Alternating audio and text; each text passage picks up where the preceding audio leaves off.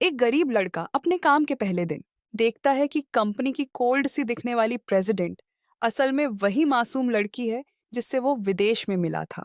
अपने स्टेटस में इतने बड़े फर्क की वजह से वो इस सिचुएशन से भागना चाहता था, लेकिन ये जॉब उसे बहुत मुश्किल से मिली थी। इसलिए वो हिम्मत करके नई कंपनी में कदम रखता है।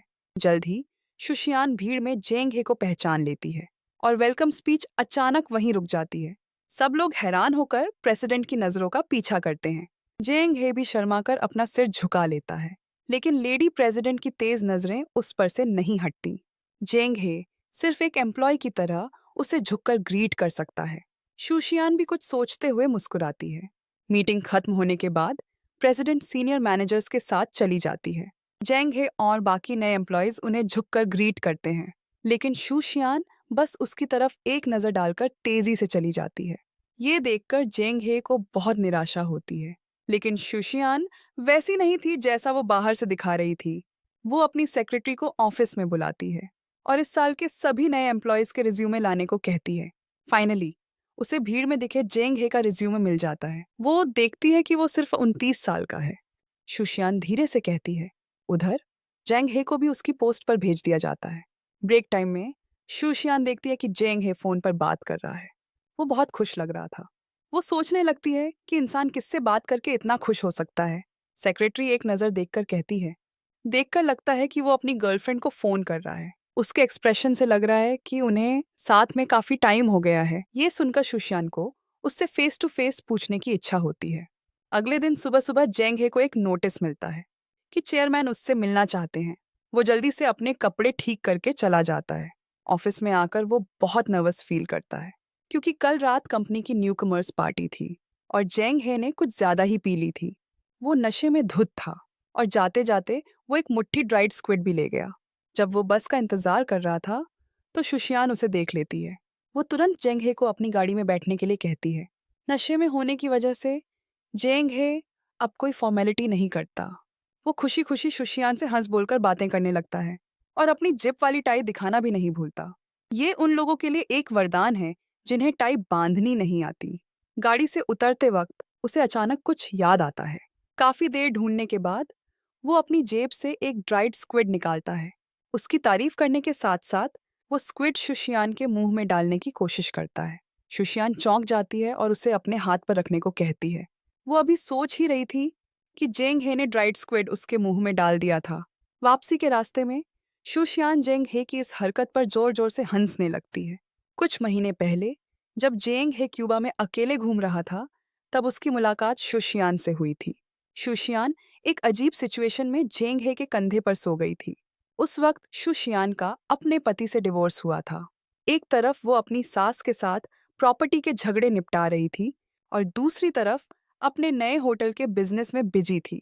स्ट्रेस इतना ज्यादा था कि उसे नींद ही नहीं आती थी। नींद की गोलियां खाने के बाद भी उसे नींद नहीं आ रही थी। इसलिए उसने क्यूबा के मालिकॉन बीच की खूबसूरती देखने का फैसला किया।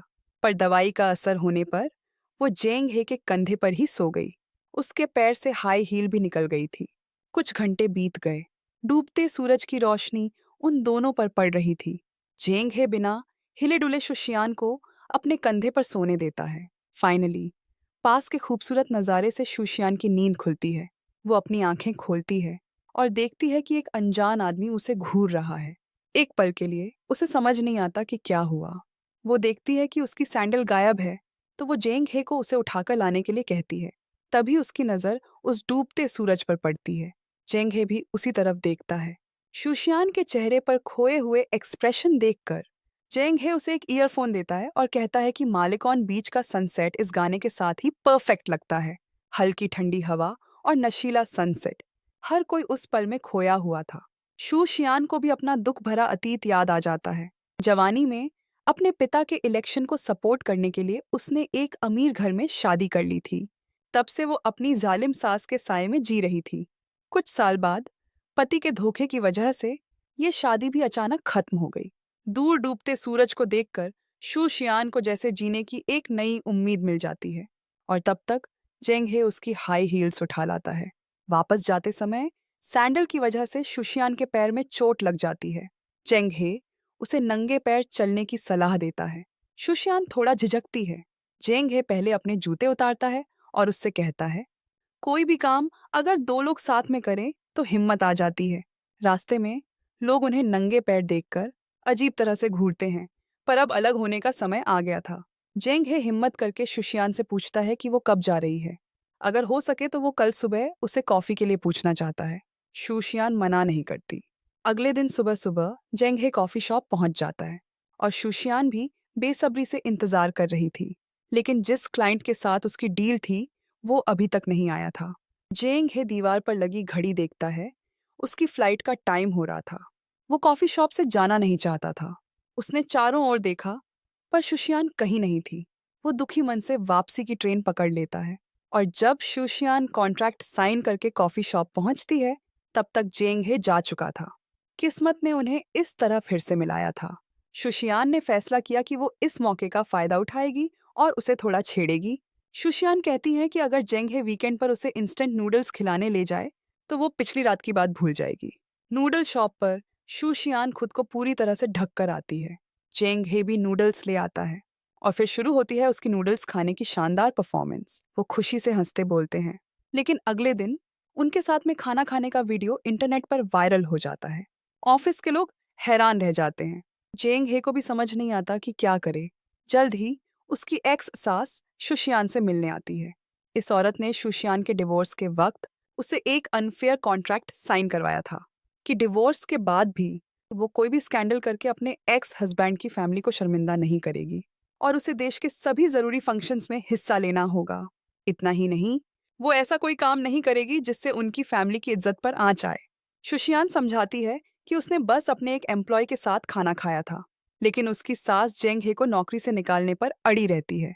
रात में सास कंप्यूटर पर न्यूज़ देखती है और उसके चेहरे पर एक सुकून भरी मुस्कान आ जाती है। पता चलता है कि ये सब उसी की प्लानिंग थी। उसने पहले शुशियान पर नजर रखने के लिए लोग भेजे, फिर न्यूज़ एडिट करके पब्लिश करवा दी। उसने ये सब इसलिए किया क्योंकि डिवोर्स के बाद भी उसका बेटा शुशियान को भूल नहीं पाया था। उसने बहुत सारी लड़कियां देखी, लेकिन कोई भी शुशियान जैसी नहीं थी। इसलिए उसने फैसला किया कि वो अपने बेटे की दोबारा उसे शादी करवाएगी। इसके बाद सास शुशियान की माँ के पास जाती है और उसे बताती है कि उनकी फैमिली का सपोर्ट खोने के बाद तुम्हारे पति का रुतबा भी खत्म हो जाएगा। माँ शुशियान के ऑफिस आकर दोबारा शादी की बात करती है, लेकिन वो साफ मना कर देती है। वो अपनी माँ से कहती है कि वो अपने पिता के इलेक्शन के लिए दूसरी बार उस घर में बिकना नहीं चाहती। लेकिन माँ कहती है कि प्रेसिडेंट हाउस में रहना उसकी जिंदगी का सपना है और वो अपने पति को वहां पहुंचा कर रहेगी। और शुशियान को चुपचाप दोबारा शादी की तैयारी करनी होगी ताकि उन्हें ससुराल वालों का सपोर्ट मिल सके। मजबूर होकर शुशियान अपने एक्स हस्बैंड से मिलती है। डिवोर्स के बाद ये उन दोनों की पहली मुलाकात थी। उसे यकीन नहीं होता कि उसकी एक्स वाइफ अपने अफेयर वाले बॉयफ्रेंड के लिए उससे मिलने आई है। यू सूक उदासी से मुस्कुराता है। उसे लगा था कि उसकी एक्स वाइफ और एक छोटे एम्प्लॉय का अफेयर सिर्फ एक अफवाह है, लेकिन अपनी एक्स वाइफ को इतना परेशान देखकर वो थोड़ा कंफ्यूज हो जाता है। शुशियान उससे पूछती है कि उसने दोबारा शादी क्यों नहीं की। डिवोर्स से पहले यू सूक ने कहा था कि वो अपने पहले प्यार को भूल नहीं पाया है और उसी से शादी करना चाहता है। इसीलिए शुशियान डिवोर्स के लिए मान गई थी। लेकिन अब तक यूसुक सिंगल क्यों है? यूसुक मन ही मन खुश होता है। उसे लगा कि शुशियान को उसकी फिक्र है, लेकिन शुशियान को इस बात से कोई फर्क नहीं पड़ता कि यूसुक सिंगल है या किसी और को डेट कर रहा है। वो बस अपनी एक्स सास के मुंह से दोबारा शादी की बात नहीं सुनना चाहती थी। यूसुक को गुस्सा भी आता है और दुख भी होता है, लेकिन आखिर में वो अपनी माँ को झेंगे को निकालने से रोकने के लिए मान जाता है। शुशियान को अपना जवाब मिल जाता है और वो मुड़कर चली जाती है। यूसुक निराश खड़ा रह जाता है। असल में उसने शुशियान को पसंद करने की वजह से उससे शादी की थी, लेकिन शादी के बाद उसकी माँ हमेशा शुशियान को दबाती और इस्तेमाल करती रही। वो देख सकता था कि शुशियान बिल्कुल भी खुश नहीं थी, इसलिए उसने एक बहाना बनाकर डिवोर्स ले लिया ताकि शुशियान को आज़ादी मिल सके। ऑफिस जाते हुए शुशियान की मुलाकात जेंग हे से होती है। अफेयर की अफवाह के बाद ये उनकी पहली मुलाकात थी। शुशियान बहुत कोल्ड बिहेव करती है। जेंगे को लगता है कि शुशियान जानबूझकर ऐसा दिखा रही है कि कुछ हुआ ही नहीं, इसलिए वो उसकी फिक्र करने लगता है। एक अंकल जो हमेशा से शुशियान को बहुत प्यार करते थे, उसकी मुश्किल सिचुएशन के बारे में जानते हैं। वो शुशियान के बिजनेस ट्रिप के मौके का फायदा उठाकर जेंग हे को उसके साथ भेज देते हैं। और जैसा सोचा था, जेंग हे के साथ होने पर शुशियान की मुस्कान साफ तौर पर बढ़ गई थी। यहाँ तक कि बच्चों वाले मिट्टी के खेल खेलते हुए भी दोनों बहुत एंजॉय कर रहे थे। होटल वापस आकर जब उसे पता चलता है कि शुशियान को हर रात नींद की गोलियां खानी पड़ती हैं, तो जेंग हे का दिल दुख से भर जाता है। घर लौटकर जेंग हे को भी नींद नहीं आती। वो आदत के अनुसार रेडियो चालू करता है। तभी उसे एक जाना पहचाना गाना सुनाई देता है। ये वही गाना था जो उसने क्यूबा में शूशियान को सुनाया था। एक पल के लिए वो उस खूबसूरत याद में खो जाता है, जहां उनके बीच कोई स्टेटस का फर्क नहीं था। सिर्फ दो सच्चे दिल थे। जाहिर है गाना शूशियान ने ही प्ले करवाया था। वो जल्दी से अपने सोए हुए भाई को जगाकर उसकी पुरानी ट्रक लेता है और शूशियान के होटल की तरफ निकल जाता है। सुबह जब शूशियान सोकर उठती है, तो जेंग हे उसके सामने खड़ा होता है। वो शुशियान से कहता है कि वो उसे ब्रेकफास्ट के लिए ले जाना चाहता है। तभी उसका एक्स हस्बैंड भी शुशियान का पता लगाकर वहां पहुंच जाता है। वो उन दोनों को साथ में देख लेता है। उसे समझ नहीं आता कि वो इस गरीब लड़के से कैसे हार गया, जो एक गाड़ी भी नहीं खरीद सकता। ब्रेकफास्ट करते हुए जेंग हे खुद को रोक नहीं पाता और शुशियान को प्रपोज कर देता है। लेकिन शुशियान कहती है कि वो सिर्फ बॉस और एम्प्लॉय हैं। पर जेंग हे का मानना है कि अगर वो सिर्फ बॉस होती तो उसे इतना सब करने की जरूरत नहीं थी। वीकेंड पर उसे खुश करने के लिए नूडल्स खिलाना, आधी रात को 2 घंटे ड्राइव करके आना, सिर्फ इसलिए क्योंकि वो उसे देखना चाहता था। उसे दुखी देखकर खुद भी दुखी हो जाना। जेंग हे के इतने सीधे साधे प्यार के इजहार पर शुशियान को समझ नहीं आता कि क्या जवाब दे। लेकिन जेंग हे हार नहीं मानता। साफ साफ मना नहीं किया, मतलब अभी भी चांस है। शुशियान के साथ और वक्त बिताने के लिए जेंग हे समंदर किनारे कॉफी पीने का आइडिया देता है और बहुत प्यार से अपनी गर्म जैकेट उसे पहना देता है। लेकिन सुबह जल्दी उठने की वजह से वो शुशियान के कंधे पर ही सो जाता है। समंदर की ठंडी हवा शुशियान के दिल में हलचल मचा देती है। वो जेंग हे के साथ सिर्फ बॉस और एम्प्लॉय का रिश्ता इसलिए रखना चाहती थी क्योंकि उसे डर था कि अगर वो करीब आए तो उसकी माँ उन्हें अलग कर देगी, जिससे वो दूर हो जाएंगे या शायद उनका कोई रिश्ता ही नहीं बचेगा। ये सोचकर ही उसे बहुत तकलीफ होती थी। इस वजह से शुशियान जब भी बस स्टॉप से गुजरती तो जेंग हे के दिखने की उम्मीद में इधर उधर जरूर देखती।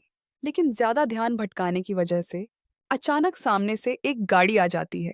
शुशियान इमरजेंसी ब्रेक लगाती है, पर पीछे वाली गाड़ी उसे टक्कर मार देती है। मजबूरन उसे गाड़ी से उतरकर मामला सुलझाना पड़ता है। तभी जेंग हे भागकर वहां आता है। वो शुशियान को अपने पीछे प्रोटेक्ट करता है और खुद अपना विजिटिंग कार्ड देता है और उस आदमी का सारा नुकसान भरने का वादा करता है। शुशियान का दिल बेचैन हो जाता है। वो तो हमेशा समझदार और शांत रहने वाली लड़की थी। फिर जेंगे को देखकर वो इतना घबरा क्यों जाती है? जेंगे शुशियान को घर छोड़ने की जिद करता है। शुशियान के घर के पास पहुंचकर जेंगे अचानक रुक जाता है और बिना हिले डुले अपनी घड़ी को घूरने लगता है। असल में जेंगे को ऑफिस के लोगों से पता चला था कि आज शुशियान का बर्थडे है। उसने बहुत प्यार से एक लिपस्टिक तैयार की थी। हालांकि ये लग्जरी चीजों के मुकाबले कुछ भी नहीं है, लेकिन ये उसके दिल का तोहफा था। शुशियान एक पल के लिए झिझकती है और उसे नहीं लेती। जेंगे थोड़ा अजीब महसूस करते हुए पूछता है, क्या ये गिफ्ट बहुत सस्ता है? शुशियान मुस्कुराती है। वो अपने सामने खड़े इस प्यारे से लड़के को कैसे मना करे। आखिर में वो हिम्मत करके जेंगे से कहती है कि वो अब उसके साथ कोई भी रिश्ता नहीं रखना चाहती है। उसके साथ रिलेशन में होना उसे एक बोझ जैसा लगता है। जेंग हे कुछ नहीं कहता, बस लिपस्टिक को जोर से भींच लेता है और शुशियान से कहता है कि उसने हद पार कर दी है। शुशियान को अलविदा कहकर जेंग हे निराश होकर चला जाता है। उसे जाते हुए देखकर शुशियान जानती थी कि जेंग हे इस वक्त बहुत दुखी होगा, लेकिन जेंग हे उससे दूर रहकर ही मुसीबतों से बच सकता है, क्योंकि उसे नहीं पता कि उसकी सास अगला कदम क्या उठाएगी। जेंग हे को दूर जाते देखकर शुशियान से रहा नहीं जाता और वो गाड़ी का हॉर्न बजाती है। जेंग हे पीछे मुड़ता है। शुशियान अपना हाथ खिड़की से बाहर निकालती है। वो खुशी खुशी दौड़कर आता है और लिपस्टिक शुशियान के हाथ में रख देता है। शुशियान उसे बताती है कि वो बस डर गई थी कि कहीं वो उसे गलत न समझ ले। उस दिन जब शुशियान ऑफिस से निकल रही थी, तो कंपनी के एक सीनियर एग्जीक्यूटिव ने उसे रोक लिया। जल्द ही कंपनी के सारे एम्प्लॉयज वहां जमा हो गए। वो सुशियान से सबके सामने सफाई देने को कहता है कि कंपनी की वेबसाइट पर जो उसके नाइट क्लब आने जाने की अफवाहें हैं और गलत तरह के आदमियों के साथ घूमने की बातें हैं, वो सब क्या है? इतना बड़ा इल्जाम लगने पर शुशियान वहां से चले जाना चाहती थी, लेकिन वो सीनियर एग्जीक्यूटिव बोलता रहा कि कंपनी की चेयरवुमन होने के नाते उसकी ऐसी पर्सनल लाइफ कंपनी की इमेज को बुरी तरह खराब कर रही है। वो गुस्से से अपनी मुट्ठी भींच लेती है। जब उसने पूछा, क्या तुम सच में किसी नाइट क्लब वाले आदमी को डेट कर रही हो? सभी लोग शुशियान के जवाब का इंतजार कर रहे थे, लेकिन उसने कुछ नहीं कहा। अगर वो बता देती कि वो जेंग हे को डेट कर रही है, तो जेंग हे की शांत जिंदगी पूरी तरह से बर्बाद हो जाती। तभी भीड़ में से जेंग हे खड़ा हो जाता है। वो शुशियान का नाम पुकारता है। सब हैरान होकर उन दोनों को देखने लगते हैं। शुशियान भी धीरे से पीछे मुड़ती है। उस वक्त जेंग हे उसे देखकर मुस्कुरा रहा था। फिर वो मजबूत कदमों से शुशियान की तरफ बढ़ता है। शुशियान नहीं चाहती थी कि जेंग हे उसकी मुसीबतों में फंसे, लेकिन जेंग हे ने अपने एक्शन से जवाब दे दिया था। शुशियान की दुनिया में चाहे कितने भी तूफान आए, वो उसमें जरूर जाएगा, उसके साथ मिलकर बारिश के बाद का इंद्रधनुष देखने के लिए। सेक्रेटरी इस बात के लिए जेंग हे की शुक्रगुजार थी कि उसने प्रेसिडेंट की अफवाहों को क्लियर किया। वो दोनों एक दुनिया के लोग नहीं थे। शुशियान की अकेली दोस्त होने के नाते सेक्रेटरी जानती थी कि शुशियान कितनी मुश्किल जिंदगी जी रही है। उसने कभी किसी से प्यार नहीं किया था, लेकिन अपनी माँ के दबाव में आकर उसे एक अमीर घराने में शादी करनी पड़ी। पर यह शादी उसकी जिंदगी भर के लिए एक बंधन बन गई। क्योंकि दोनों परिवारों के फायदे बहुत गहरे जुड़े थे, इसलिए डिवोर्स के बाद भी शुशियान को अपनी एक्स सास की बात मानकर उसकी बर्थडे पार्टी में जाना पड़ता था। जेंग हे, जो अभी अभी दुनिया में कदम रख रहा था, वो इतने बड़े और अमीर खानदान का सामना कैसे कर सकता था? ये सब सुनने के बाद जेंग हे को अपनी चिंता नहीं, बल्कि शुशियान के लिए और भी ज्यादा दुख हुआ। अगले दिन जब वो काम पर आया, तो सब लोग जेंग हे को अजीब नजरों से देख रहे थे। उसने बड़ी मुश्किल से हिम्मत जुटाकर ऑफिस में कदम रखा। उसके कलीग्स उससे और कंपनी की चेयरमैन के रिश्ते के बारे में पूछ रहे थे। जेंग हे कैफेटेरिया में गया, तो सब लोग उसके लुक्स पर बातें कर रहे थे और चर्चा कर रहे थे कि उसने शुशियान के करीब आने के लिए क्या तरीके अपनाए होंगे। कहीं भी जगह न मिलने पर जेंग हे अकेले पास के एक रेस्टोरेंट में चला गया। वो बहुत ज्यादा दुखी और अकेला महसूस कर रहा था, और तभी वहां से शुशियान गुजर रही थी। उसे इतना दुखी देखकर शुशियान का दिल भी दुख से भर गया। वर्किंग आवर्स में ऑफिस में न होना, और वो भी चेयरमैन के हाथों पकड़े जाना, ठीक नहीं है। जेंग हे को शुशियान का मैसेज मिलता है। वो खुशी से जवाब देता है, अगर चेयरमैन के साथ ही काम से भागा जाए तो कोई प्रॉब्लम नहीं होगी, है ना? खराब मूड को अक्सर खूबसूरत चीजें ही ठीक करती हैं। शुशियान पीछे मुड़ती है और देखती है कि एक पुराने से ब्रिज पर खूबसूरत पेंटिंग्स लगी हुई हैं। शुशियान भी जंघे के इस रोमांटिक अंदाजा से इम्प्रेस हो जाती है। दोनों एक पेंटिंग के सामने रुकते हैं। इस पेंटिंग का मतलब था, हम कहाँ और किस रिश्ते में दोबारा मिलेंगे। शुरुआत में दोनों क्यूबा में टूरिस्ट बनकर मिले थे। बाद में वो एक ही कंपनी में मिले। तो इसके बाद क्या? जेंग हे अपने फ्यूचर के बारे में सोचने से खुद को रोक नहीं पाता। लेकिन शुशियान कहती है कि उनका रिश्ता अब और नहीं बदलेगा। एक डिवोर्सी उम्रदराज औरत इतने जवान और होनहार जेंग हे के लायक कैसे हो सकती है? वो दोनों बहुत गलत समय पर मिले थे। अगर वो जवानी में मिले होते तो एक अच्छी लव स्टोरी शुरू कर सकते थे। अब तो पूरी दुनिया जानती है कि शुशियान डिवोर्सी है। घर जाते हुए परेशान शुशियान उस पेंटिंग को देखने के लिए वापस आती है। जैसे ही वो जेंग हे के बारे में सोच रही थी, वो देखती है कि जेंग हे उसके सामने खड़ा है। इस पल शुशियान के दिल की सारी दीवारें एक झटके में टूटकर बिखर जाती हैं। इस दिन से उन दोनों के रिश्ते को एक नई पहचान मिली। घर वापस आकर जेंग हे कैलेंडर खोलकर इस खूबसूरत दिन को मार्क करता है और अपना फोन निकालकर शुशियान का निकनेम बदलने लगता है। उसी वक्त शुशियान भी यही कर रही थी। अपने साथ बिताए खूबसूरत पलों को याद करके शुशियान के चेहरे पर खुशी की मुस्कान आ जाती है। अब उसे अक्सर नींद की गोलियां भी नहीं खानी पड़ती। सुबह शुशियान मेकअप करने के बाद जेंग हे की दी हुई लिपस्टिक देखती है। वो खुद को रोक नहीं पाती और उसे फिर से लगा लेती है। लेकिन जल्द ही उसकी माँ उसे हकीकत में वापस ले आती है। वो शुशियान से दोबारा शादी की तैयारी करने को कहती है। उसे अपने ससुराल वालों का सपोर्ट चाहिए, ताकि वो अपने पति को इलेक्शन जिता सके। वो इसके लिए अपनी जान भी दे सकती है। अगर शुशियान ने बात नहीं मानी, तो वो उसे इसकी कीमत चुकाने पर मजबूर कर देगी। रिश्तों से ज्यादा उसे अपने फायदे की परवाह थी, और सास के आदमी ने भी अपना अगला कदम उठा लिया था। वो कंपनी के एक इंचार्ज को बुलाता है और कहता है कि आज दोपहर की प्रेस कॉन्फ्रेंस में उनके कुछ रिपोर्टर्स को भेज दिया जाए। वो शुशियान को कंपनी के चेयरमैन की पोस्ट से नीचे गिराना चाहता है। प्रेस कॉन्फ्रेंस में एक तीखी आवाज आती है। कोई शुशियान से पूछता है, सुना है आप आजकल किसी के साथ रिलेशनशिप में हैं? कौन है वो? शुशियान जवाब नहीं देना चाहती और उठकर जाने लगती है। लेकिन वो आदमी पूछता रहता है, सुना है वो आदमी आपको एक तरफा स्टॉक कर रहा था? क्या ये सच है? इन सवालों के बीच शुशियान को जेंग हे की परछाई दिखती है। वो भी पूछ रहा था कि आखिर उनका रिश्ता क्या है। इसके बाद वो बैठ जाती है और कहती है, जेंग हे चौंक गया। उसे समझ नहीं आया कि शुशियान में इतनी हिम्मत कहाँ से आई। और इस वक्त शुशियान उसे देखकर मुस्कुरा रही थी। हिम्मत अचानक से नहीं आती है। ये तब आती है जब आप किसी ऐसे इंसान को चोट पहुंचने से डरते हैं जिसे आप बहुत प्यार करते हैं और उसे बचाने के लिए कुछ भी करना चाहते हैं। ऑफिस खत्म होने के बाद वो सीनियर एग्जीक्यूटिव जेंग हे के पास आता है। वो जेंग हे को बताता है कि उसका यहाँ से ट्रांसफर किया जा रहा है। जेंग हे वजह जानना चाहता है, लेकिन एग्जीक्यूटिव रूखेपन से कहता है, तुम्हारी वजह से चेयरमैन के बारे में बहुत सारी नेगेटिव खबरें फैल रही हैं। अगर ऐसा ही चलता रहा तो उसकी कुर्सी चली जाएगी। तुम्हें क्या लगता है ये कंपनी सच में सिर्फ उसकी है? इस अचानक हुए बदलाव से जेंग हे को समझ नहीं आता कि क्या करे। ऑफिस के बाद जब वो शुशियान को देखता है तो उसके चेहरे पर तुरंत एक खुशी की मुस्कान आ जाती है। वो गाड़ी चलाते हुए शुशियान को घर छोड़ता है। एग्जीक्यूटिव की कही बातों को याद करके जेंग हे शुशियान से कहता है, अगर सच में कोई मुश्किल सिचुएशन आती है तो हमें साथ बिताए अच्छे पलों के बारे में सोचना चाहिए। क्यूबा के सनसेट के नीचे जब वो जेंग हे के कंधे पर सो गई थी और वो रास्ता जो उन्होंने साथ में नंगे पैर तय किया था, सुबह सुबह जब वो अचानक शुशियान के दरवाजे पर आ गया था उसे ब्रेकफास्ट पर ले जाने के लिए। शुशियान को समझ नहीं आता कि जेंग हे उससे ये सब क्यों कह रहा है। जेंग हे कोई जवाब नहीं देता, बस उसे देखकर मुस्कुरा देता है। घर वापस आकर जेंग हे अपनी नई पोस्टिंग की जगह को देखता है और खुद को दिलासा देता है कि दूरी ज्यादा नहीं है। लेकिन क्या ये दूरी उनके मिलने में रुकावट बनेगी?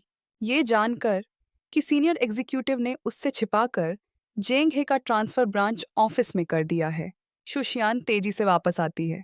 सबने पहली बार चेयरमैन का इतना ठंडा और गुस्से वाला रूप देखा था। अब उसे समझ आया कि जेंग हे पिछले कुछ दिनों से उससे वैसी बातें क्यों कर रहा था। ऑफिस में आकर वो गुस्से में सेक्रेटरी से उस एग्जीक्यूटिव को बुलाने को कहती है। शुशियान उससे कहती है, ये कंपनी अभी भी मेरी है। मेरी इजाजत के बिना तुमने बिना वजह किसी एम्प्लॉय का ट्रांसफर क्यों किया? आज से वो अपनी पुरानी सास से सीधे तौर पर जंग का ऐलान कर रही है। उसे अब उनके लिए काम करना है या नहीं, ये उसे अच्छी तरह सोच लेना चाहिए। ये छोटी सी बात सुनकर वो एग्जीक्यूटिव भी बेचैन हो जाता है। तभी जेंग हे भी खबर सुनकर वहां आ जाता है। वो शुशियान से कहता है, तुम्हारी एक्स सास कोरिया की सबसे बड़ी बिजनेस फैमिली से है। उससे लड़ने में जीतना पक्का नहीं है। अगर सिर्फ मेरे जाने से ये सारा झगड़ा खत्म हो सकता है तो इसमें क्या बुराई है? शू शियान जेंगहे से और बहस करना चाहती थी, लेकिन जेंगहे उसे बीच में ही रोक देता है। वो शुशियान से कहता है कि उसे सिर्फ एक ही बात की चिंता है कि जब उसे उसकी याद आएगी तो वो तुरंत दौड़कर नहीं आ पाएगा। कल उन दोनों के अलग होने का दिन है। जेंगहे शुशियान का हाथ पकड़कर उसे एक ऊंची जगह पर ले जाता है और प्यार से उसे अपनी जैकेट ओढ़ा देता है। वो शुशियान के साथ बिताए हर पल को सहेजना चाहता है। जाते समय शू शियान जेंग हे की फोटो खींचती है। जेंग हे की वो प्यारी सी मुस्कान देखकर शुशियान की आंखों से एक आंसू बह जाता है। शुक्र है कि कैमरे की वजह से जेंग हे ने नहीं देखा। वो अपने आंसू रोककर कैमरे का बटन दबाती है। घर वापस आकर जेंग हे को जुकाम जैसा लग रहा था। शुशियान उसके लिए गर्म पानी उबालती है। उसे काम में बिजी देखकर जेंग हे उसके पास जाकर उसे प्यार से गले लगा लेता है। शुशियान धीरे से मुड़ती है और फिर दोनों एक दूसरे को कसकर गले लगा लेते हैं। एक अच्छा इंसान चाहे किसी भी पोस्ट पर हो, वो हमेशा दूसरों को खुशी ही देता है। होटल में जेंग हे ध्यान से गेस्ट के लिए चेकआउट प्रोसेस कर रहा था। अचानक उसे लॉबी में एक बच्चे के रोने की आवाज सुनाई देती है। वो जल्दी से उस तरफ जाता है। एक छोटी बच्ची का खिलौना होटल में खो गया था। उसकी माँ कह रही थी कि वो उसे नया खरीद देगी, लेकिन छोटी बच्ची मान ही नहीं रही थी। जेंग हे झुककर उसे शांत करवाता है। माँ जेंग हे को बताती है कि शायद चेकआउट करते वक्त खिलौना गलती से चादर के साथ चला गया होगा। छोटी बच्ची को शांत कराने के बाद जेंग हे जैसे ही जाने लगता है, पास खड़ा एक आदमी उसे बताता है, लॉन्ड्री रूम में भेजी गई चादरों की तादाद बहुत ज्यादा है। उसे ढूंढना नामुमकिन है। जेंग हे कहता है कि वो पहले ढूंढने की कोशिश करेगा। वो एक छोटी ट्रॉली लेकर लॉन्ड्री रूम में जाता है। चादरों के पहाड़ जैसे ढेर को देखकर वो सब्र के साथ एक एक करके उन्हें पलटने लगता है। और साथ ही नई चादरें भी लगातार वहां लाई जा रही थीं। पता ही नहीं चला और 2 घंटे बीत गए। बच्चे की माँ इंतजार करते करते थोड़ी बेचैन हो गई थी। उसे ये भी लग रहा था कि जेंग हे बस बेकार में मेहनत कर रहा है। अगर मिल भी गया तो भी उसे कोई फायदा नहीं होगा। तब तक जेंग हे पसीने से पूरी तरह भीग चुका था। आखिर में एक तौलिए में से एक छोटा सा टेडी बेयर नीचे गिरता है। उसे खजाना मिल गया हो, ऐसी खुशी से वो मुस्कुराने लगता है। जब वो लॉबी में पहुंचता है तो बहुत ज्यादा देर हो जाने की वजह से छोटी बच्ची अपनी माँ की गोद में सो चुकी थी। वो तेजी से उनके पास दौड़ कर जाता है और उसकी माँ को बताता है कि उसे खिलौना मिल गया है।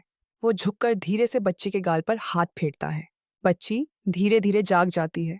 अपना खिलौना देखकर वो बहुत खुश हो जाती है। वो जेंग हे को शुक्रिया कहते हैं। जाते जाते बच्ची की माँ ने कैमरे से जेंग हे की काम करते हुए फोटो खींच ली। इतना मददगार और हैंडसम लड़का सच में होटल की एक खूबसूरत शान था। फिर वो अपना विजिटिंग कार्ड सुपरवाइजर को देती है। किसी को यकीन नहीं होता कि वो असल में एक ट्रैवल मैगजीन की रिपोर्टर है। कुछ हफ्ते बीत गए। कंपनी के हेडक्वार्टर में एक धमाकेदार खबर आती है। ट्रैवलर मैगजीन ने उनके होटल के बारे में छापा था। ये मैगजीन कभी भी एडवर्टाइजमेंट वाली खबरें नहीं छापती थी। किसी ने नहीं सोचा था कि जेंग हे की इस नेकदिली की वजह से उनके होटल को घूमने के लिए सबसे बेस्ट होटल और रिजॉर्ट का अवार्ड मिला है। सभी कलीग्स ध्यान से मैगजीन देख रहे थे। ट्रैवलर मैगजीन में छपना हर होटल वाले का सपना होता है। वो ये एक्साइटिंग न्यूज़ चेयरमैन को बताना चाहता है।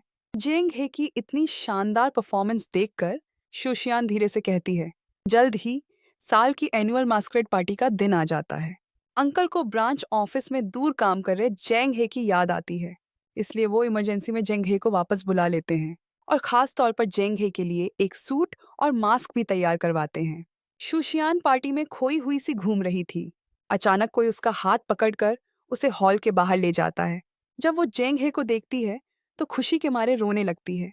वो शोर भरे डांस हॉल के बाहर एक दूसरे को किस करते हैं। लेकिन तभी शुशियान का एक्स हस्बैंड उन्हें देख लेता है। इतने समय बाद मिलकर दोनों इस मुश्किल से मिली मुलाकात को जी भर के एंजॉय करते हैं।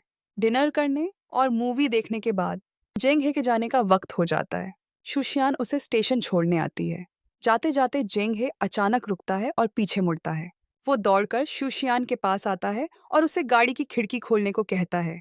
जैसे ही खिड़की खुलती है, जेंग हे कुछ ऐसा कर जाता है। जेंग हे के इस अचानक हमले से शुशियान का दिल जोर जोर से धड़कने लगता है। उसका मन उसे अलविदा कहने का भी नहीं कर रहा था। लेकिन अगले ही दिन शुशियान और जेंग हे की डेट की तस्वीरें इंटरनेट पर वायरल हो जाती हैं। उसका फोन लगातार बज रहा था। इतना ही नहीं, सेक्रेटरी शुशियान को एक फोन देती है। खोलकर देखने पर पता चलता है कि इंटरनेट पर हर जगह उसके और जेंग हे के चर्चे हैं। नफरत करने वाले नेटिजन्स उनके रिश्ते को बुरी तरह से बदनाम कर रहे थे। वो जेंग हे को बदनाम कर रहे थे, कह रहे थे कि वो अपने हैंडसम लुक्स का फायदा उठाता है और दिन भर लड़कियों के साथ फ्लर्ट करता है। और न जाने कौन सा तरीका अपनाकर उसने कंपनी की चेयरमैन को भी फंसा लिया। रात में शू शियान जेंग हे को फोन करके उसका हाल पूछती है। जेंग हे उसे दिलासा देता है कि वो बिल्कुल ठीक है। लेकिन शू शियान डर गई थी। उसे डर था कि वो जेंग हे के जितना करीब जाएगी, उसे उतनी ही ज्यादा चोट पहुंचेगी। वो रोते हुए जेंग हे से कहती है कि वो इस रिश्ते को खत्म करना चाहती है। दुखी जेंग हे भारी मन से कहता है, चलो कुछ समय के लिए हम एक दूसरे से बात नहीं करते हैं। देखते हैं कौन ज्यादा देर तक टिक पाता है। क्या तुम शर्त लगाना चाहोगी? शू शियान बेबसी में हाँ कह देती है। एक्स सास अपने बेटे के बेडरूम में घुसती है और कुछ लड़कियों की तस्वीरें बेड पर फेंकती है। वो बेटे से कहती है कि इन तीनों लड़कियों से मिलो। तुम्हें जो भी पसंद आएगी मैं उसे तुम्हारे पास ले आऊंगी। अपनी एक्स वाइफ के बारे में सोचना बंद कर दो। उसके दिल में तुम्हारे लिए कोई जगह नहीं है और वो कभी तुम्हारे पास वापस नहीं आएगी। तुम खुद जाकर न्यूज़ हेडलाइंस देख लो। ये कहकर वो तेजी से चली जाती है। फोन में कल की शुशियान और जेंग हे की साथ वाली तस्वीरें थीं। उनके रिश्ते की बात अब पूरे शहर में आग की तरह फैल चुकी थी। और तभी जेंग हे के होटल में एक बिन बुलाया मेहमान आता है। वो शुशियान की माँ थी। वो जेंग हे से कहती है कि वो शुशियान से दूर रहे। उसकी बेटी एक बहुत बड़े अमीर खानदान के बेटे से दोबारा शादी करने वाली है, ताकि उसके पिता की पॉलिटिकल पोजीशन और मजबूत हो सके। वो किसी को भी इस प्लान को बर्बाद करने नहीं देगी। जेंग हे सख्ती से जवाब देता है, शू शियान कोई सामान नहीं है। उसकी जिंदगी के फैसले वो खुद करेगी। यहाँ तक कि पेरेंट्स को भी उसमें दखल देने का कोई हक नहीं है। लेकिन जब शुशियान की माँ चली जाती है, वो फिर से अंधेरे में डूब जाता है। कोरिया के सबसे बड़े बिजनेस टाइकून के सामने वो बहुत छोटा महसूस कर रहा था। ये देखकर कि वो शुशियान को खोने वाला है, उसका एक्स हस्बैंड एक अंगूठी निकालकर अपने दिल की बात कहता है। वो चाहता है कि शुशियान उसके पास वापस आ जाए। वो अपनी सास से दूर रह सकते हैं और उसकी माँ की फालतू बातों पर ध्यान देने की जरूरत नहीं है। लेकिन शुशियान उसे बीच में ही रोक देती है। वो उल्टा पूछती है, तुम अब जाकर मेरी साइड क्यों ले रहे हो? जब तुम्हारी माँ मुझे परेशान करती थी और तकलीफ देती थी तब तुम कहाँ थे? तुम एक शब्द भी नहीं कह पाते थे, बस दूर से देखते रहते थे। तुम्हारी वो कमजोर नजरें मैं आज तक नहीं भूल पाई हूँ। एक्स हस्बैंड उसे बताना चाहता था कि उस वक्त उसमें अपनी माँ का सामना करने की हिम्मत नहीं थी। उसे खोने के बाद ही उसे अपनी गलती का एहसास हुआ। लेकिन अब बहुत देर हो चुकी थी। एक दूसरे से अलग रहने के दिनों में शुशियान अक्सर उन जगहों पर जाती थी जहां वो जेंग हे के साथ गई थी। वो उस ब्रिज पर आती जहां उन्होंने साथ में पेंटिंग्स देखी थी। शुशियान को याद आता है कैसे जेंग हे उसे साइकिल पर घर छोड़ने आया था। पहले घूमने फिरने की जगहों पर, अब वो बस अकेली रह गई थी। जब वो फोटो स्टूडियो में थी और फोटो के नेगेटिव में जेंग हे की इमेज धीरे धीरे दिखने लगती है, तो पास में खड़ी एक औरत उसे बताती है कि उसके पति की कई साल पहले मौत हो गई थी। वो उसे बहुत याद करती है, पर वो तभी मिल सकते हैं जब वो भी मर जाएगी। इसलिए जब तक मिल सकते हो, मिलते रहना चाहिए। शुशियान अब जेंग हे के लिए अपनी फीलिंग्स को और नहीं रोक पाती। घर के रास्ते में शुशियान अचानक अपनी गाड़ी का रास्ता बदल लेती है और उत्तर की ओर जेंग हे की दिशा में गाड़ी चलाने लगती है। और उस वक्त शुशियान को याद करता हुआ जेंग हे समंदर किनारे बैठा था। जब शुशियान वहां से गुजर रही थी, तो उसने जेंग हे को देख लिया। दो सच्चे प्यार करने वाले आखिर में समाज की दीवारों को तोड़ देते हैं और एक दूसरे की तरफ दौड़ पड़ते हैं। फिर समंदर की मीठी हवा के बीच दोनों एक दूसरे को कसकर गले लगा लेते हैं। लेकिन एक और बड़ा तूफान आने वाला था। शुशियान की एक्स सास उसकी माँ के पास जाती है और उसे बताती है कि अगर शुशियान ने उसके बेटे से दोबारा शादी नहीं की, तो उसके पति की सरकारी कुर्सी खतरे में पड़ जाएगी। शुशियान की माँ डर के मारे घुटनों पर बैठ जाती है और कहती है कि वो जल्द ही अपनी बेटी की दोबारा शादी की तैयारी करेगी। उसी वक्त कंपनी के सीनियर एग्जीक्यूटिव्स भी मिलकर एक साजिश रच रहे थे। वो क्यूबा के उस खास गार्डन को गिराने का प्लान बनाते हैं जिसे शुशियान बचाना चाहती थी। ऐसा करने से फेरीटेल होटल के शेयर्स जरूर गिर जाएंगे और वो इस मौके का फायदा उठाकर शुशियान को कुर्सी से हटा सकते हैं। उन्हें नहीं पता था कि उनकी बातें कोई रिकॉर्ड कर रहा है। शुशियान को यह पता चलते ही वो तुरंत क्यूबा के लिए निकल जाती है। लेकिन तब तक बहुत देर हो चुकी थी। गार्डन के मालिक को जब पता चलता है कि गार्डन टूटने वाला है, तो वो जमीन वापस लेने का फैसला करता है। तभी जेंग हे भी वहां पहुंच जाता है। पहले जब वो क्यूबा घूमने आया था, तब उसकी मुलाकात गार्डन के मालिक से हुई थी। वो जानता था कि ये गार्डन उस बूढ़े आदमी ने अपनी दिवंगत पत्नी की याद में बनवाया था और शू शियान का इरादा भी उस गार्डन को बचाने का ही था। वो उस बूढ़े आदमी से वादा करता है कि वो शुशियान के साथ मिलकर इसकी रक्षा करेगा। और तभी वो बूढ़ा आदमी पहचान जाता है कि जेंग हे वही इंसान है जिसकी फोटो ट्रैवलर मैगजीन में छपी थी। बूढ़ा आदमी बिना किसी शर्त के जेंग हे पर विश्वास कर लेता है। इस मामले को सुलझाने के बाद जेंग हे और शुशियान पूरी तरह से रिलैक्स हो जाते हैं। दोनों का रिश्ता भी तेजी से गहरा हो जाता है। क्यूबा में उन्होंने एक लंबा और बहुत ही रोमांटिक वक्त साथ बिताया। जेंग हे की पिछली रिपोर्ट की वजह से और इस बार कंपनी के लिए उसके योगदान के कारण वो अपनी काबिलियत के दम पर वापस अपने देश ट्रांसफर हो जाता है। लेकिन अभी और भी बड़ी चुनौतियां उनका इंतजार कर रही थी। यू सूक बेसब्री से शुशियान को वापस पाना चाहता था। वो सीनियर एग्जीक्यूटिव को कंपनी डुबाने की साजिश के सबूत दिखाकर धमकाता है और उस आदमी से चुपके से फेरीटेल होटल के बारे में जानकारी इकट्ठा करने को कहता है। बाहर से यूसुक शुशियान के साथ मिलकर होटल मैनेज करने का नाटक करता है, पर असल में वो शुशियान के पास रहने का बहाना ढूंढ रहा था। वीकेंड पर जेंग हे शुशियान को घूमने के लिए बुलाता है और चुपके से अपनी जेब में एक गिफ्ट छिपा लेता है।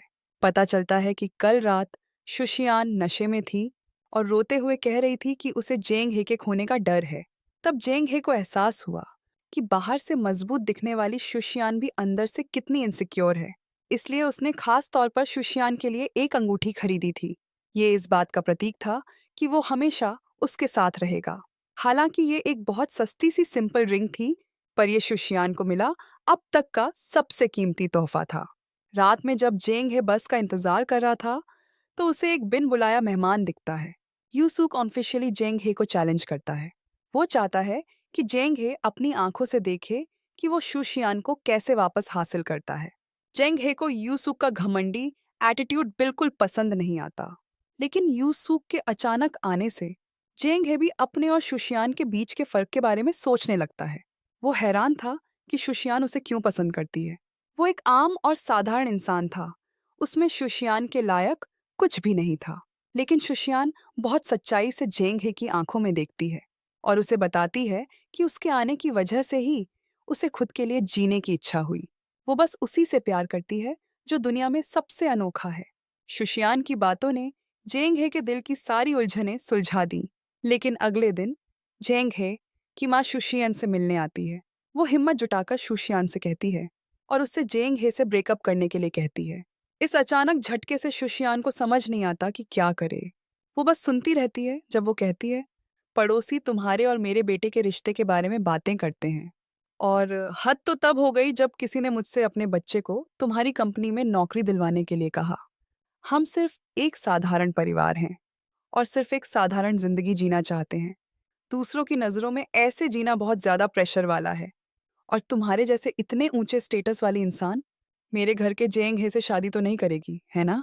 आखिर में चोट तो जेंग हे को ही पहुंचेगी। शुशियान कुछ नहीं कहती। उसके आंसू अपने आप बहने लगते हैं। घर वापस आकर शुशियान जेंग हे के साथ बिताए खुशी के पलों को याद करती है। वो बहुत देर तक रोती रही।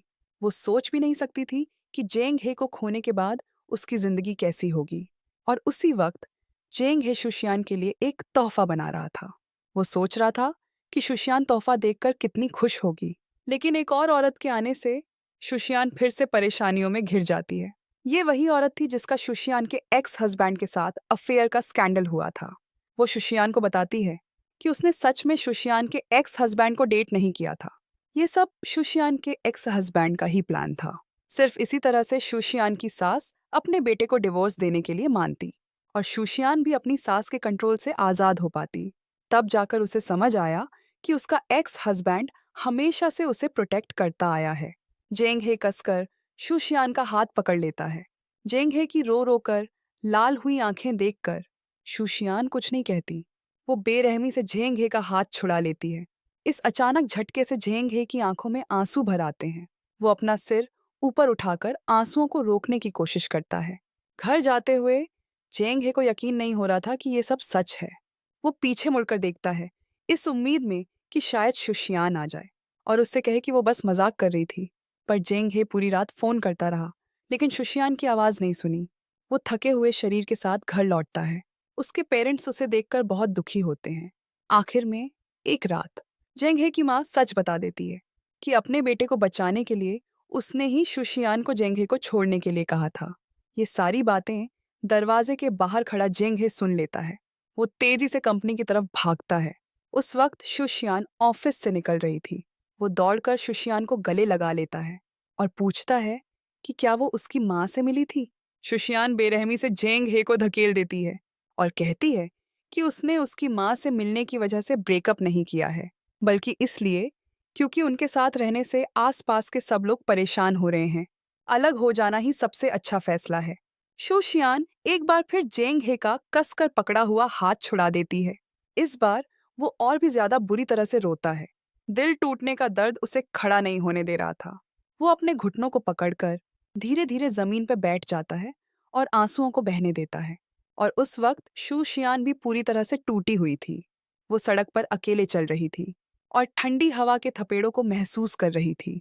जेंग हे की माँ ने सही कहा था, उसके जैसे बैकग्राउंड वाली औरत जेंग हे के साथ रहकर उसे सिर्फ दुख ही देगी। अलग हो जाना ही सबसे अच्छा फैसला है। जेंग हे घर लौटता है तो उसकी माँ सो रही थी। वो अपनी माँ को कंबल ओढ़ाता है उसने अपनी माँ को दोष नहीं दिया, क्योंकि उसकी माँ भी बस इस बात से डरती थी कि कहीं उसे शुशियान के साथ रहकर चोट न पहुंचे। जेंग हे को हर दिन इतनी तकलीफ में देखकर माँ को भी समझ नहीं आ रहा था कि उसने सही किया या गलत। वो बस अपने बेटे को दुख से बचाना चाहती थी। कंपनी में शुशियान सामने से आ रही थी। जेंग हे दूर से शुशियान को देखता रहा, पर कुछ नहीं बोला। और अब वो दोनों सबसे जाने पहचाने अजनबी बन गए थे। जेंग हे का उतरा हुआ चेहरा देखकर शुशियान मन ही मन कहती है, माफ करना, क्योंकि मैं तुमसे प्यार करती हूँ। जेंग हे भी इस रिश्ते को खत्म करके कंपनी से रिजाइन करने का फैसला करता है। लेकिन रिजाइन का कारण लिखते वक्त जेंग हे को शुशियान की हमेशा रक्षा करने का अपना वादा याद आ जाता है। जेंग हे अब और नहीं झिझकता। वो तेजी से शुशियान के ऑफिस की तरफ जाता है। वो शुशियान के सामने आता है और मजबूती से शुशियान से कहता है, मैं तुमसे ब्रेकअप नहीं कर सकता। तुम अपनी मर्जी से जो चाहे कर सकती हो, लेकिन मैंने तुमसे जो बातें कही थी और जो वादे किए थे, उन्हें मैं निभाऊंगा। तुमने जुदाई को चुना और मैंने प्यार को चुना। चलो एक और मुकाबला करते हैं। देखते हैं कि तुम्हारी जुदाई जीतती है या मेरा प्यार जीतता है। जेंग हे निराश होकर शुशियान के बाएं हाथ को देखता है। उसने जेंग हे की दी हुई कपल रिंग उतार दी थी। जेंग हे ने और कुछ नहीं कहा और चुपचाप वहां से चला गया। शुशियान वहीं खड़ी रह गई। उसे समझ नहीं आ रहा था कि क्या करे। कुछ दिनों बाद शुशियान के मेयर पिता सबके सामने ये मान लेते हैं कि उन्होंने इलेक्शन में रिश्वत ली थी और उस अमीर खानदान का नाम भी ले लेते हैं। और शुशियान की मां की गवाही के साथ प्रोसिक्यूटर का ऑफिस तुरंत जांच शुरू कर देता है।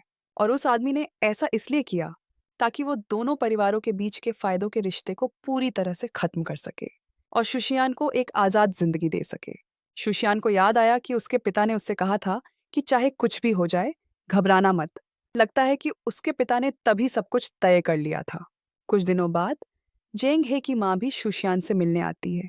वो खुद आगे बढ़कर माफी मांगती है और कहती है कि उसे शुशियान और जेंग हे को अलग होने के लिए नहीं कहना चाहिए था। ये उन दोनों का पर्सनल रिश्ता था, लेकिन उसने बीच में दखल दिया और उन दोनों को बहुत दुख पहुंचाया। इसी बीच यूसुक भी पूरी तरह समझ गया था कि जो इंसान शुशियान का दिल बदल सकता है, वो सिर्फ जेंग हे है। वो भी शुशियान को छोड़कर अपनी माँ के खानदान को बचाने का फैसला करता है। जब शुशियान जेल में अपने पिता से मिलने जाती है, तो पिता उसके और जेंग हे के ब्रेकअप के बारे में सुनकर बहुत अफसोस जताते हैं, क्योंकि शुशियान हमेशा दूसरों के बारे में सोचकर अपनी खुशी कुर्बान कर देती है। वो नहीं चाहते कि शुशियान ऐसी सोच के साथ अपनी जिंदगी जिए। अगले दिन ऑफिस में शुशियान को एक गिफ्ट मिलता है। खोलकर देखने पर पता चलता है कि अंदर उसके वही जूते थे जो उसने क्यूबा में पहने थे। एक पल के लिए वो क्यूबा के सपनों में खो जाती है। उसे जेंग हे के साथ अपनी पहली मुलाकात का सीन याद आ जाता है। उसके जूते गलती से दीवार से नीचे गिर गए थे और उसने जेंग हे को उन्हें उठाकर लाने के लिए कहा था। अंदर जेंग हे का लिखा हुआ एक खत भी था। एक पल में उसके दिमाग में जेंग हे के साथ बिताए सारे पल ताजा हो जाते हैं। जब उस पर झूठे इल्जाम लगे थे तो जेंग हे उसके लिए खड़ा हुआ था। जेंग हे को ऑनलाइन हमलों से बचाने के लिए उसने बेरहमी से जेंग हे के साथ ब्रेकअप कर लिया। हल्की ठंडी हवा में जेंग हे उसे साइकिल पर घर छोड़ने आया था और वो तस्वीरें जो उन्होंने साथ में खींची थीं, समंदर किनारे उनका वो गहरा गले मिलना, बहुत सारी ना भूलने वाली यादें। वो अपनी भावनाओं को और नहीं रोक पाती। वो उठकर तेजी से बाहर चली जाती है। गिरती बर्फ के बीच वो हर जगह जेंग हे को ढूंढती है। आंसुओं ने उसकी आंखों को धुंधला कर दिया था और उसी वक्त जेंग हे भी बिना किसी मंजिल के घूम रहा था। वो अकेला उस जगह पर आता है जहां वो कभी शुशियान के साथ घूमा करता था। अचानक उसे एक जानी पहचानी आवाज सुनाई देती है। मुड़कर देखने पर शुशियान आंखों में आंसू लिए उसे देख रही थी। शुशियान जेंग हे से कहती है, मुझे माफ करना, मैंने तुमसे ब्रेकअप किया। बर्फीले तूफान में वो एक बार फिर एक दूसरे को गले लगा लेते हैं। जेंग हे कहता है, माफी मांगने की कोई जरूरत नहीं है, और दो प्यार करने वाले आखिरकार एक हो जाते हैं। तो दोस्तों, हमारा आज का ड्रामा एपिसोड इसी खूबसूरत पल पर खत्म होता है। अगर आपको ये एपिसोड पसंद आया हो तो लाइक और सब्सक्राइब करना न भूलें। तो मिलते हैं अगले ड्रामा एपिसोड में। तब तक के लिए धन्यवाद।